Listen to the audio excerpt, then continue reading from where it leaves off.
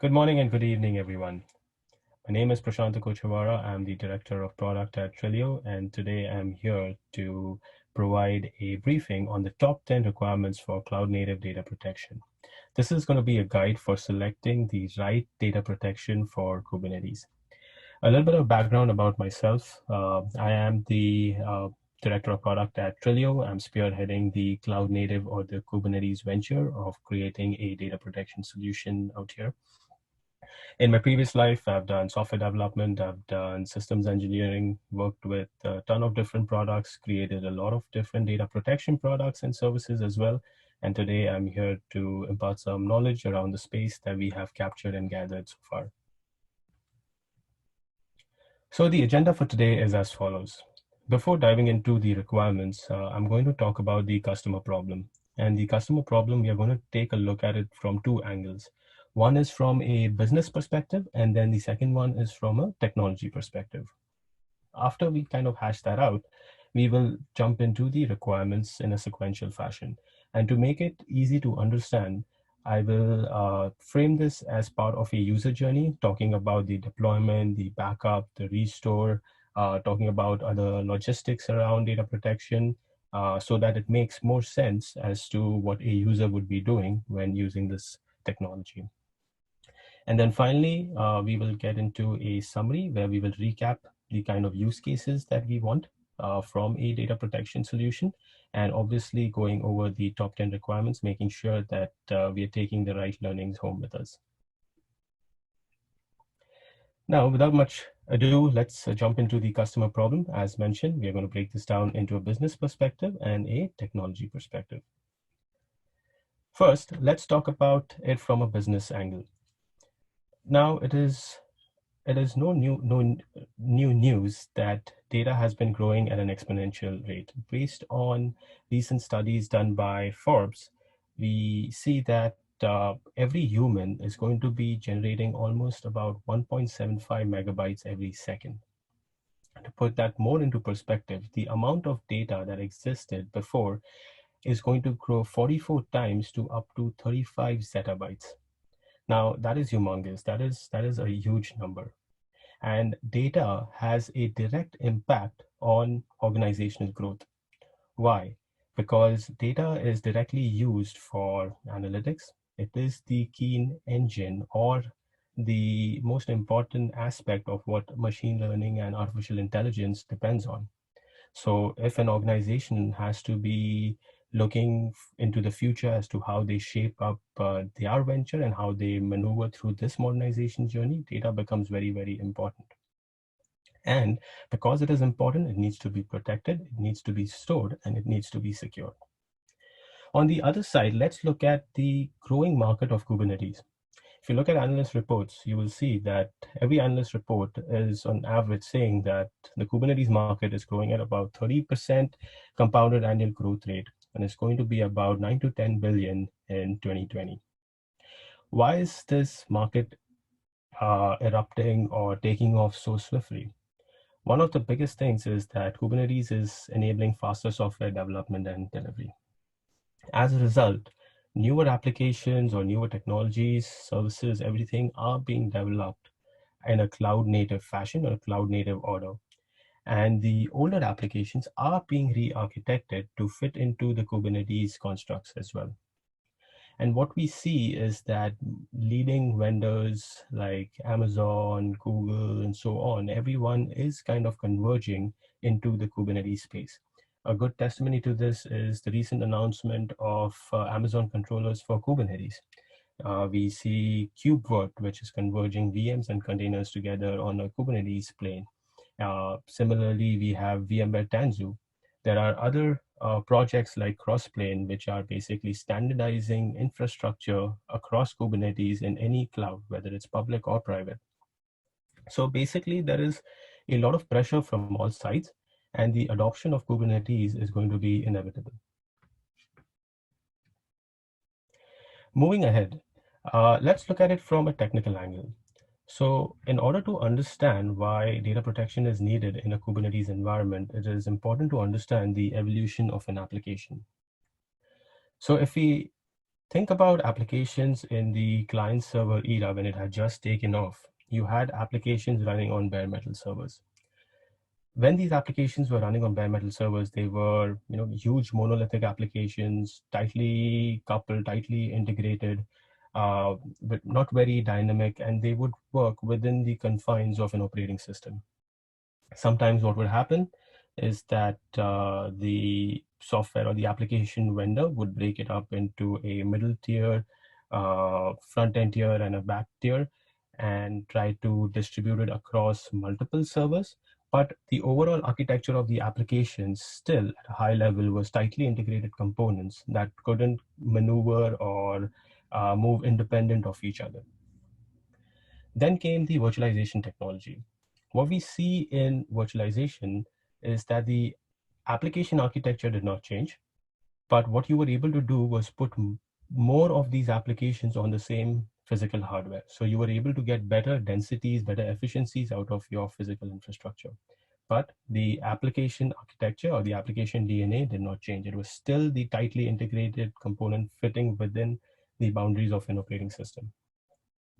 Now enter cloud native or Kubernetes based applications or microservices oriented applications.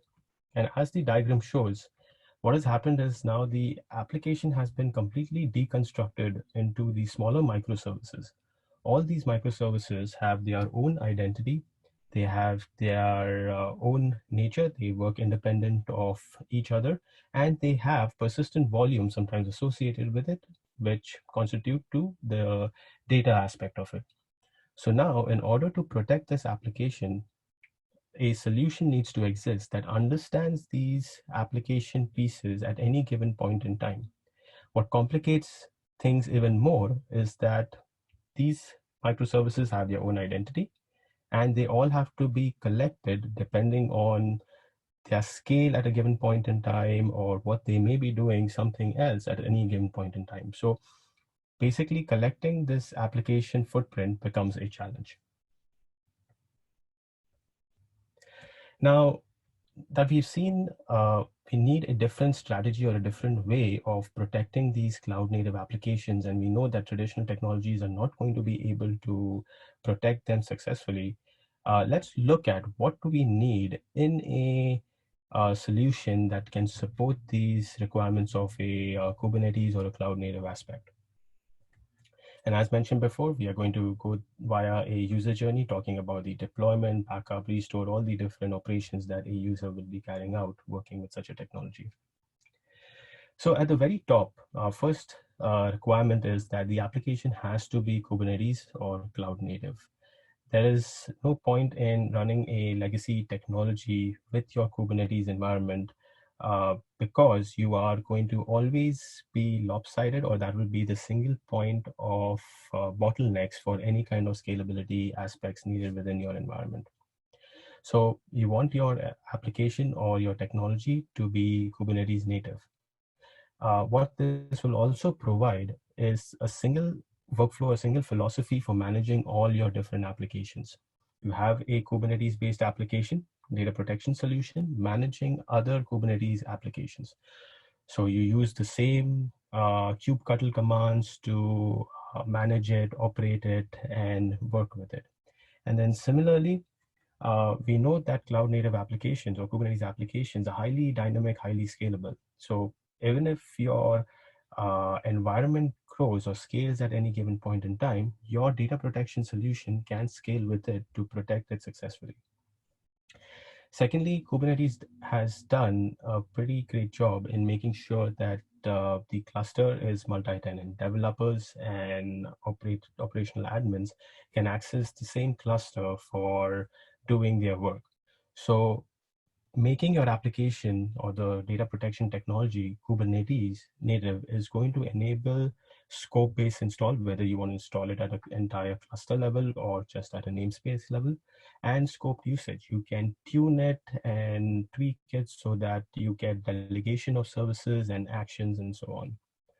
And what this also means is that when you are building these Kubernetes native technologies or a data protection solution, you need to ensure that you employ all the security best practices, not using cluster admin roles, making sure you use the right service accounts, no root privileges, and also ensure that there is a documented uh, page or a documented list of all the different permissions and policies that the technology may be using. Uh, Building on top of that, we also need to make sure that the technology that is being leveraged uses all the right Kubernetes concepts like custom resource definitions, CSI interface to talk to storage so that you're not bottlenecked working with just a single kind of a storage, leverages secrets, and so on. Now, obviously, we want to use or we want a technology that leverages CSI because CSI is the de facto technology for talking to storage via Kubernetes. Now, this does not mean that you should not invest in any, integrating with any storage platform much deeper beyond that what CSI provides. If there are value differentiators, for working with a particular storage system, that does warrant going beyond the CSI aspect of it.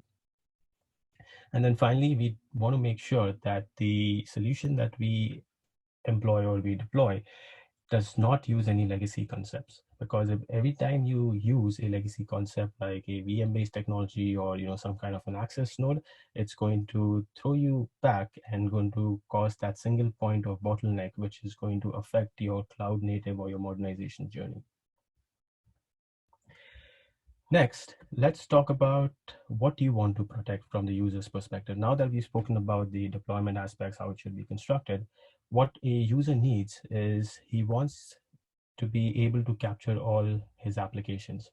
And when we talk about the application, we're talking about all the images, the metadata, the data, everything that a Kubernetes-based application may comprise of. Now, there are multiple tools available today, management tools like Helm and operators that enable you to package up and manage the life cycle of an application.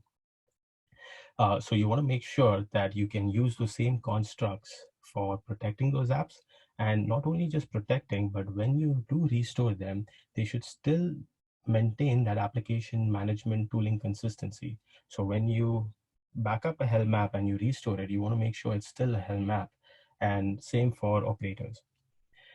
The next point here is labels. Labels are becoming extremely popular for managing and tagging different aspects or different similarly related services within Kubernetes. So supporting backup by labels is also an important aspect of any data protection solution. Similarly, like applications, you may want to have namespace-based protection as well. The reason for that is there is no standard definition of application within Kubernetes today. You have stateful sets, you have daemon sets, you have deployments. All of those are workloads which could be an application for you. So one of the trends that we have seen is that customers are doing a one-to-one mapping between a workload or an application and a namespace. So having a namespace-based backup will make a lot of sense in that case. However, certain things need to be kept in mind that this will definitely introduce some overhead in terms of operational hygiene, and it might even make your backups a little more fluffy than required or more heavy than required.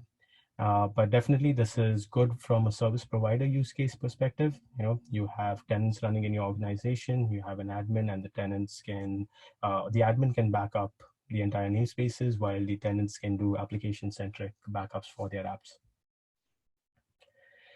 Now that we have gone through the deployment and understand what we want to back up, there is an important aspect of application discovery that is needed within Kubernetes. If we go back to that evolution of application diagram and think about how these microservices are all spread out across a cluster, and there is a challenge in terms of identifying which microservice belongs to which application, there needs to be a better way of identifying what you want to back up. And to make this problem even more complicated, Kubernetes skill sets are lacking today in organizations. There is no standard definition of application, as we had mentioned earlier. Sometimes labels may not be sufficient. What if you miss labeling an item? What if you add more components? Cloud native applications are continuously going to grow. So how is someone going to continuously keep track of all these different labels that are running within a cluster? You want to be able to identify all your applications that you want to protect.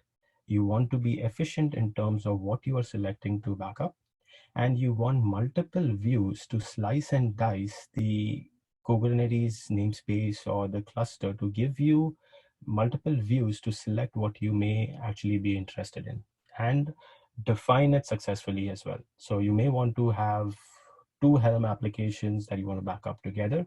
You should be able to cherry pick both of those, concatenate it with a label based application, add another operator based application, and call that as your backup unit.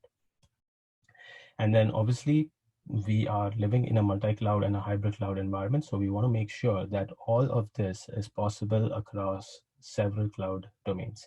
So whether it is your edge, whether it's your core or your public cloud, you want to make sure that this is all available and you can manage everything from a single source of truth. Now that you have identified your applications, you know what you want to back up, you do want to make sure that you have uh, proper mechanism for hooks, policy management, and security. Hooks, policy management, and security are not new concepts. They've been leveraged for data protection forever. What hooks allow you to do is inject commands to before and after a backup so that you can get your application in a consistent state, or if you want to create additional workflows on top of your data protection workflow. Now, the challenge here is that back in the day when we had virtual machines, we would basically, have some SSH script, get into the VM, inject some QSync, QSync commands, get the data intact, and then do a backup. Now, obviously, if you do the same thing within a Kubernetes environment, that's not going to fly because that poses a big security risk. So you want to make sure that the technology that is being leveraged or that is being selected supports hooks in a secure fashion and is applying the right principles of Kubernetes. Secondly, you do not want to continuously keep doing backups day in and day out or every hour by yourself. You want automated policies in place. You want to make sure that these policies can dictate scheduling, can dictate retention and compliance. Now, making these policies feature-rich and easy to implement and understand is a key aspect because you're going to be dealing with a plethora of applications, a plethora of data. So, making it as simple as possible is going to be key. And then finally, we've spoken about data, how the data is growing, data needs to be protected and secured. We need to ensure that the solution provides encryption technologies. Encrypting your data in flight, encrypting your data at rest, both are very important. As we mentioned, right, artificial intelligence, machine learning is going to be built or thrives on data. So securing that data as a costly asset is going to be very important. Now that we have defined the deployment, identified our applications, know what we want to back up, let's talk about where we are going to store this backup. So what we're seeing all around these days, object-based storage like S3 is becoming extremely popular. There are several reasons for this. One, it is object-based, so it's extremely scalable. Secondly, Amazon AWS basically has done a great job in popularizing S3 by making it super scalable, super highly available, and has become the epitome of standard for object storage in a way. Now, because of the popularity, there are also storage platforms on-prem that are implementing the S3 API so that you can do object storage on-prem or S3-based storage on-prem as well. So you want to make sure that the solution supports S3, obviously Amazon S3 natively or directly, and also has support for other on-prem based S3 storage. Next, what you want to make sure is that NFS-based storage or file-based storage is also provided as an option. There are many organizations that are embarking upon the cloud native or the Kubernetes journey, and they still have a lot of traditional technology and NFS-based storage that is running in their environment. And providing the option of using NFS for the backup repository enables customers to get started quickly. From a lift and shift perspective, it's a great feature to have. It's the ease of use, and also from a scalability perspective, you want to make sure that you provide an option of S3 and NFS to your customers.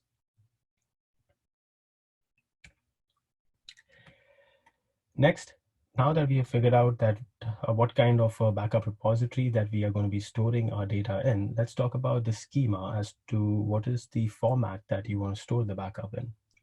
So right at top, we want to make sure that the solution that is being selected does not use any proprietary schema on the backups. You want to make sure that your data is free for you to use, even without the vendor in the picture. You may want to create additional workflows. You may want to build in additional analytics. There are use cases like we mentioned, multi-cloud, hybrid cloud, for which you may need to transfer data from one site to another site, or read data at another location from a primary location. There are use cases like edge to core to cloud. There are architectures for, again, artificial intelligence and machine learning types of value use cases that you need the data to be openly accessible. So making sure that your backup schema is an open schema is paramount. Now that we have done all the application discovery, we've applied all our hooks and policies and security principles, and we've stored them in an open format, next comes the restore step of it. Backup is complete, and now we want to restore the application. Then when we do a restore, we want to make sure that the technology that we leverage or we have selected is intelligent in terms of restore. What do we mean by intelligent restore? One, you want to be able to do selective restores. So as I had mentioned, when you define your backup unit, you may have a Helm app, operator app, label app, all three working together. But for some reason, you may only want to recover or restore your Helm-based application. So selective restore will help you in doing that. Now, what if you have your backup data, but you just want a single table or a single item from the data volume? That is granular restore. You want to make sure that the technology supports both selective and granular restore to give you the edge over managing your infrastructure cleanly. And then finally, the other aspect that we need to be very cognizant of is that Kubernetes is abstracting a lot of different things for you, because of which there is a lot of metadata that is generated. Now, when you take an application from one cluster to another cluster, basically you are backing it up and restoring it, you want to make sure that you have a intelligent way of tweaking and configuring the parameters before you restore your application. Parameters like the storage class to use, the volume snapshot class to use, the security context to leverage, or you may want to make changes to the port that is leveraged by the application. So all those intelligent pieces must be provided as features by the data protection solution. We all know today that we live in a heterogeneous world. There is no one homogeneous solution that fits all different use cases. So ecosystem integration is something that needs to be carefully analyzed. Today, there are multiple tools like Prometheus, Grafana, Fluentd that help in terms of exporting metrics, visualizing those metrics, getting well-formed logs in a single central repository. So these are becoming more and more mainstream with concepts of Kubernetes. So one of the things that you want to ensure is that any technology that you're selecting can easily fit into these ecosystem tools right off the box. You do not want to go through multiple hoops to ensure that this product integrates or not. You want to make sure that that is provided natively by the application itself. And over time, there are going to be other de facto tools that are going to be established. So we want to make sure that whoever is the vendor is leveraging those principles and continues to provide integrations and visualizations natively for the data protection solution. We've mentioned, Kubernetes is really a hot market, growing really fast, and as a result, there are multiple new players emerging. So it becomes even more challenging for customers to figure out, hey, which is the right technology that we need to use? Which is the right technology that is using the best practices that is going to help us in our modernization journey. And the answer to that is that there are multiple leaders in the container space, IBM, Red Hat, they all have so many different certification suites that ensure that any application that has been developed or goes through that certification has made sure that they use best practices in terms of security, interoperability, making sure network practices are solid, implementation, it's completely enterprise grade, and it's a resilient architecture. So definitely ensure that there has been a third-party validation of the software, of the technology, so that you do not rat hole yourself in the future somewhere. And then finally, the 10th and the last requirement from our perspective is efficient data handling. Going back to our business problem, there is a lot of data that is being created, right? So you want to make sure that when you back up this data is being stored efficiently. If you just do a data dump into the target repository, it's going to occupy a lot of space. There's going to be a lot of network chatter, and your costs are going to be very high. So what you want to make sure is that, there are items like deduplication, change block tracking, only minimal amount of changes, data that are being sent over, so that not only are you saving space from a capacity perspective of storing the data, but also from a network perspective, you're sending lesser amount of data and your backups can complete faster. The other aspect of data protection, what you see in today's world, is that there are a lot of different open source technologies out there.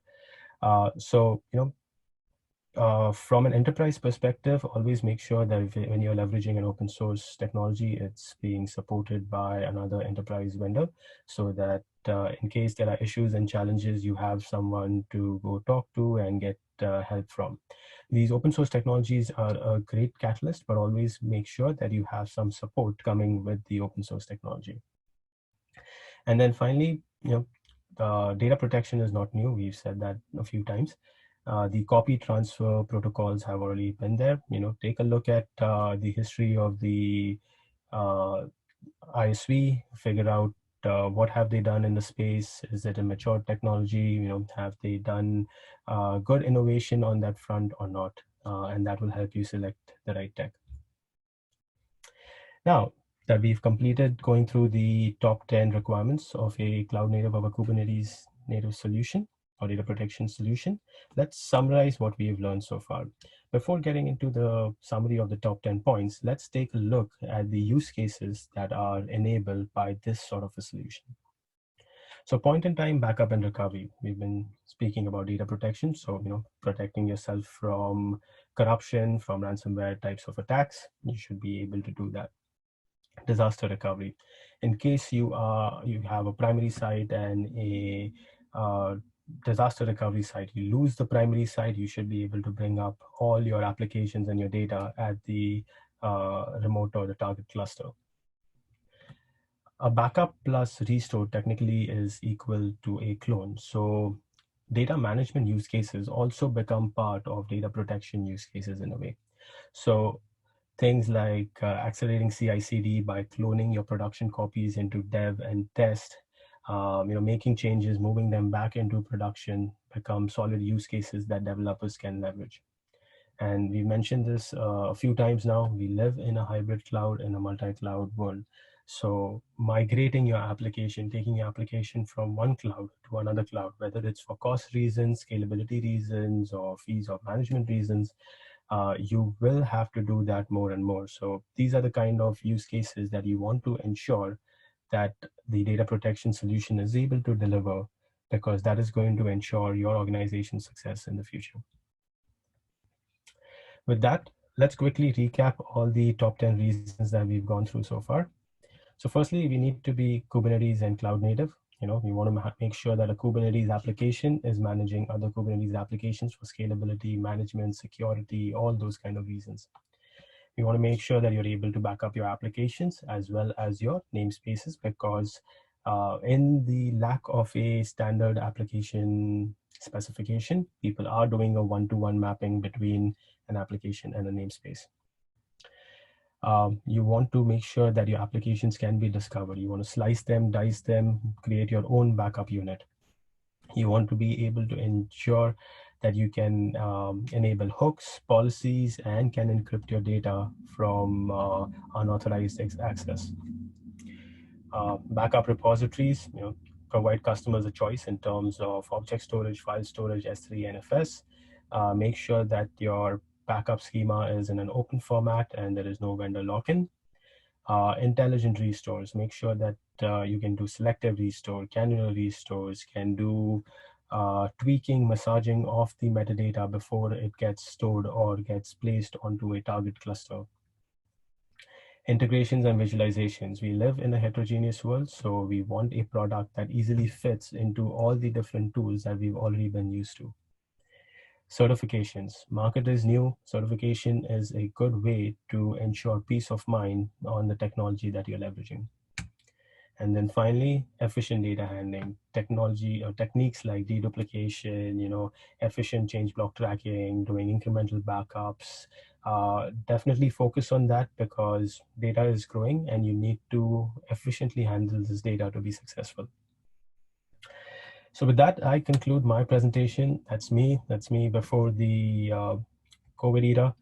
And if you want to learn more about what we are doing at Trilio to capture this market and to solve customer problems, feel free to reach out to me. My Twitter handle is right there at Kochuvara. You can also visit Trilio.io and watch a demo of what we've been doing, experience some online labs, and download the product. And to understand more about the company, there are a few handles over there, info at Trilio, at Trilio Data, and the LinkedIn company profile. With that, some additional exciting news, the top 10 requirements for cloud native data protection. We are launching an ebook around this as well, which is going to be a much more detailed version of what I have presented today, adding more color and more light and insights as to why this is important and how to select the right product for your data protection journey within Kubernetes. So with that, log on to www.trilio.io and register for your copy of the ebook today. With that, I'll sign off. Thank you so much. And thank you so much.